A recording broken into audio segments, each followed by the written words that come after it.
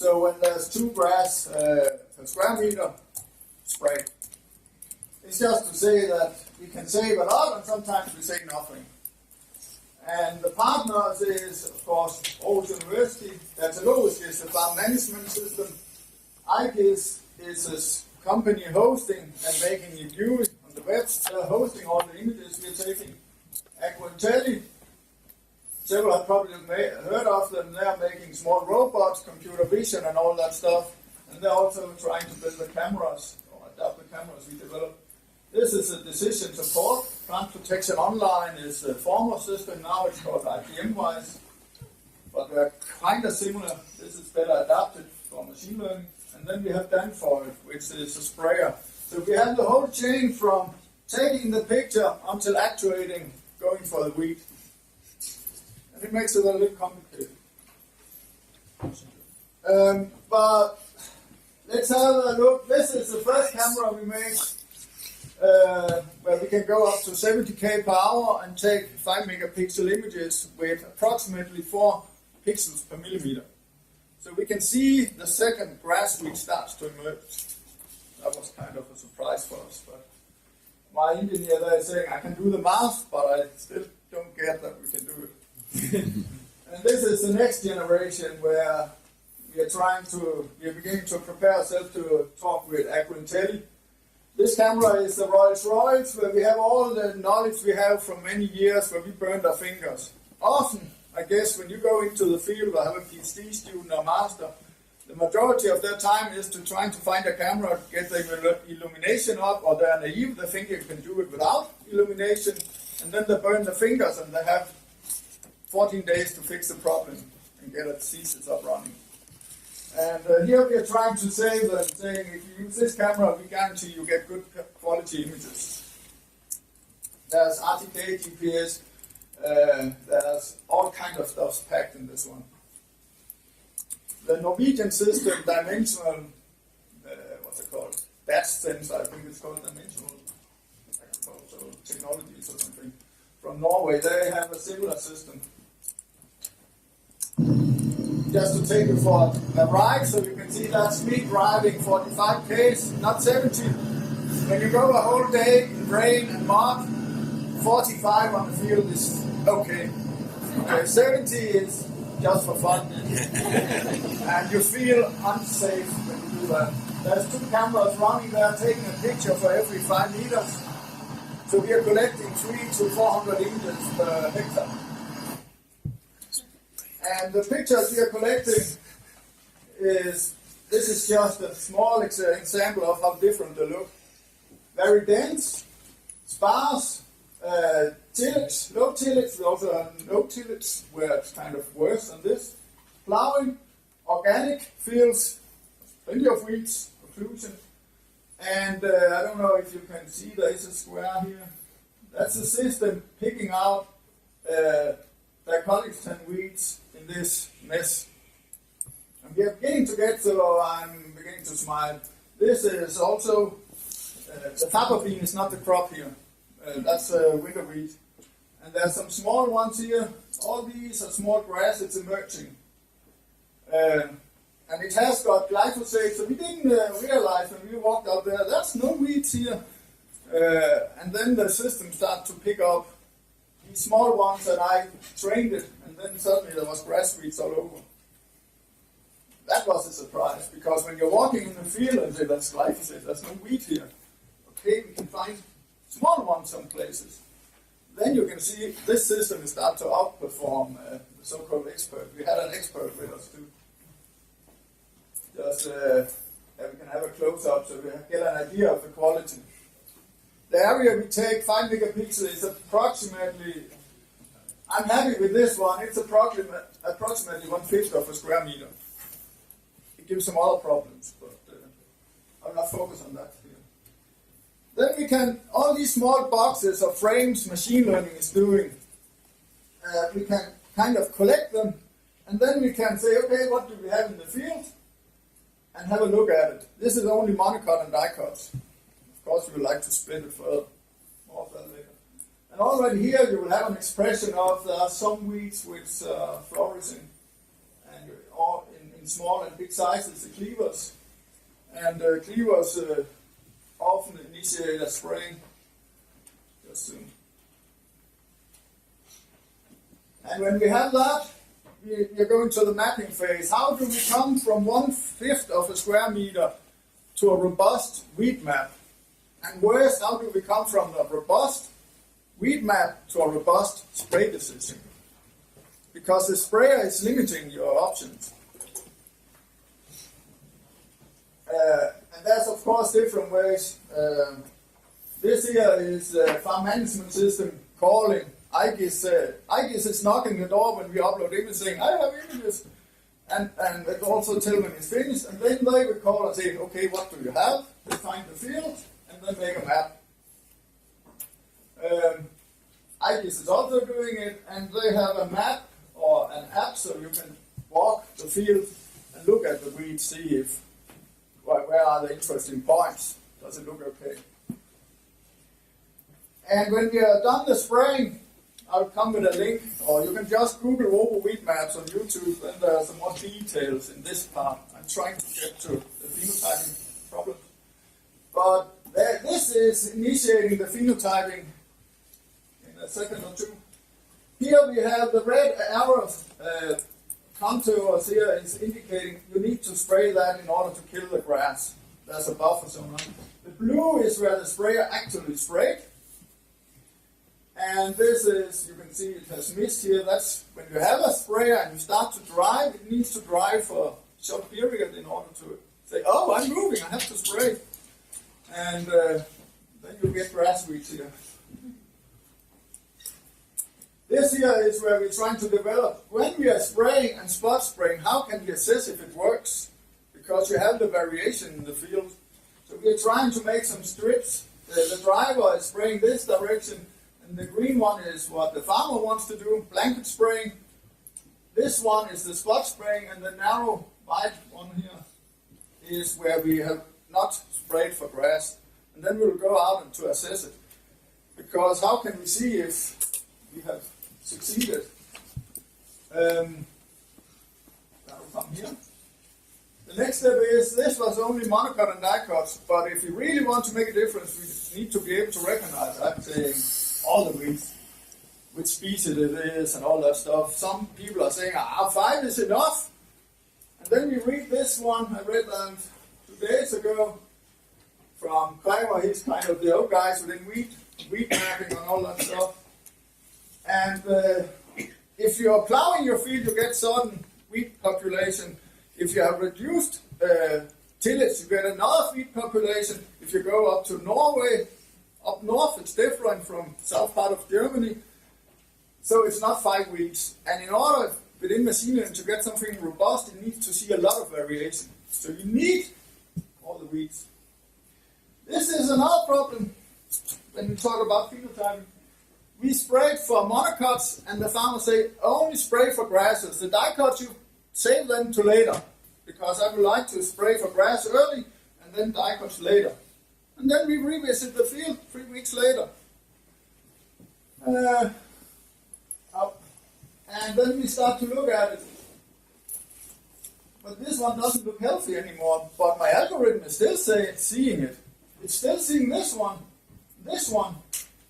but it's not trained to realize, is this a herbicide or is this just drought, or what is the cause here? And that would be nice to know, else I will spray double dose if I can't realize that. So I need to learn the weed and what the weed is expressing when it's stressed. This one is, this one looks sick, this one looks healthy.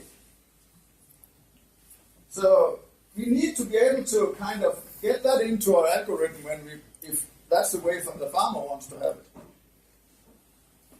And if you have maize, which is an easy crop for us, as we look at it, that's why we take cereals. It's a huge area, huge herbicide savings, but it's also difficult. The high value crops is easy because there are not so many.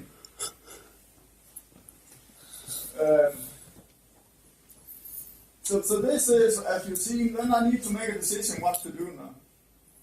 But if we want to go for all weeds, we found out the idea many has is take the pictures and then have an expert. That was an initial idea to look at the weeds, but we forget that we have already made him handicapped. Because a real expert, they would like to touch it, smell it, look at the hair, look at the grass and the stem and everything. We took that away from him.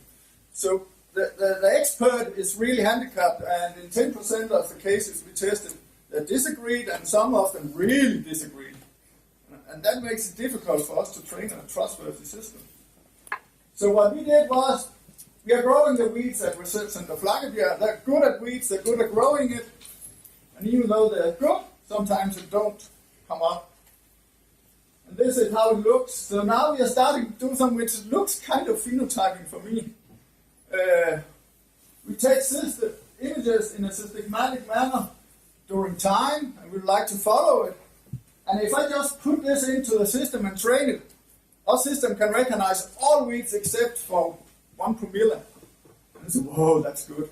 But we forget that if you make a test set, tomorrow I have the next picture. This is several days, so the algorithm will just learn it. It will not be generalized. So that's why now we need to trace all the images so it doesn't see the weed we're using for testing. So now you have an idea, and we can pull that out, and now we can ask experts to look at it. We have it in all sizes. Our algorithm needs to be able to handle this, plus this. These are exactly the same age, same weed. This is very healthy soil, we nurse it. This is where we kind of have given it bad soil, but give it water. And here we doesn't give it water. And okay, it works, and then we stop. We need to handle that. And the second thing is, that is, most of the publications within weed mapping say that we can recognize weeds. They forget the real life. I've done it too. Because what we tested our algorithms on, machine learning, whatever, support vector, you name it, active shape, is can it recognize what I can recognize. But all the images you saw, there's several cases where you just have so few features or small weeds you can't recognize it. So we need to have a hierarchical approach where we say, okay, what is it? Crop weed. Can you see that? Okay, it's wheat. Okay, what kind of wheat? Is it monocot, dicot? And then we are working on going down the hierarchy. This is simplified. It's not the 7-layer deep or something, which normally you see. It's only monocot, dicot, family, and then the species. What is really hard is how can the model, how can we learn it? Because when it say cleavers, for example, you better be sure, because I will shoot you, I will kill you with all I have if it's cleavers. So don't tell me it's cleavers if it's not. Then I prefer you reverse in the system. Cleavers, it's a bad example because then we will end up here because there's only one in the family. There. So that's what we are working with. And if you want more details of all the problems we have with spray controllers, you can take this one. I'll go more into detail. This was more to show that we need to try to understand the weeds, and when we spray them and revisit it. And the reason we also need it is to know when to spray, how fit is the weed. If there's plenty of crop and it's not really fit, why spray? That's the competition. And there we need to understand the expression from the weed. And here it seems like it's mostly crops you're focused on. But the nice thing about the weeds is they have different expression based on what is missing in the soil. So if you look at the weeds, you can probably get some intel about what is the crop experiencing here. Yeah, I think that's it. I hope it gave you something about this.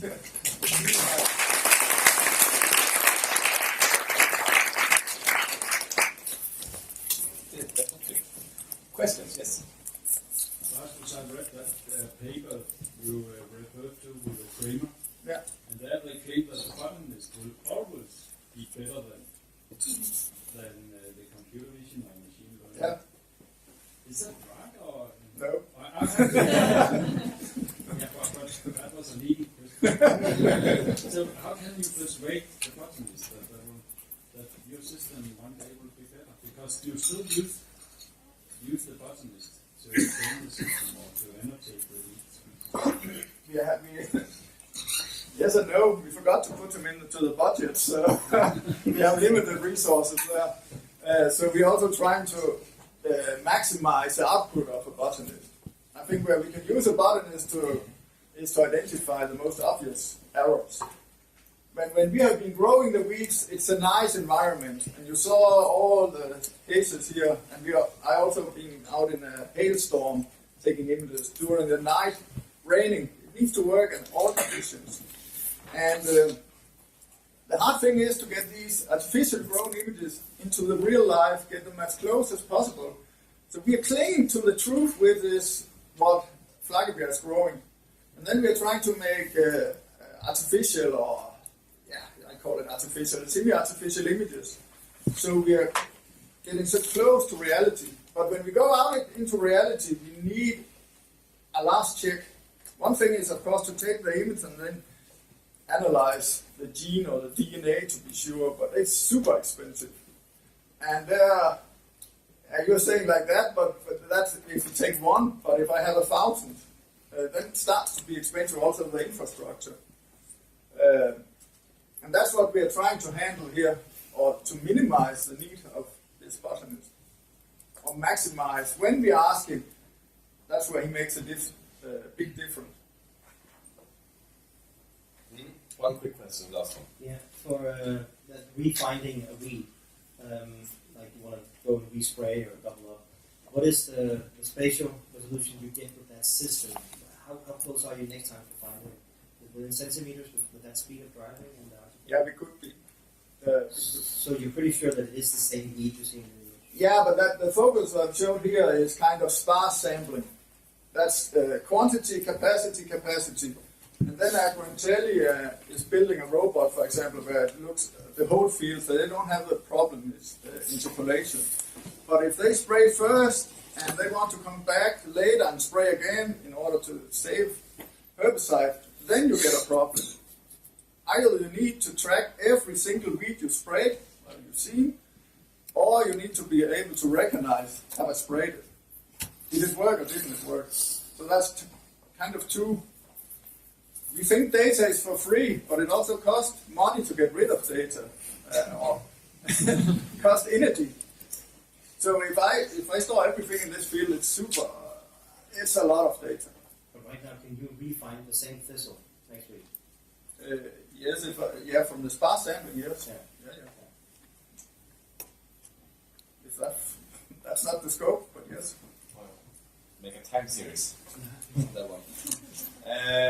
We have to continue the discussion over coffee around this. The last presentation before coffee is Ecology, who's going to present a new initiative run by you called SLU Lund Phenomics. And that is also leading on to the coffee mingle that is sponsored by SLU Lund Phenomics as well. What does it mean? Having coffee in chat. Learning every day. Yeah. That's good. I will